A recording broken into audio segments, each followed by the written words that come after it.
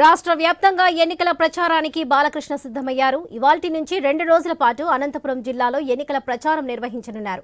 మొత్తం 5 నియోజకవర్గాల్లో బాలకృష్ణ పర్యటన సాగనుంది. ఇందులో భాగంగా ఇవాళ ఉదయం కదిరి లక్ష్మీ నరసింహస్వామిని ఆయన దర్శించుకోనున్నారు. ఆ తర్వాత దర్గాలో కూడా ప్రత్యేక ప్రార్థనలు చేశారు. నేడు కదిరి, పుట్టపర్తి నియోజకవర్గాల్లో రోడ్ షో నిర్వహించనున్నారు బాలకృష్ణ.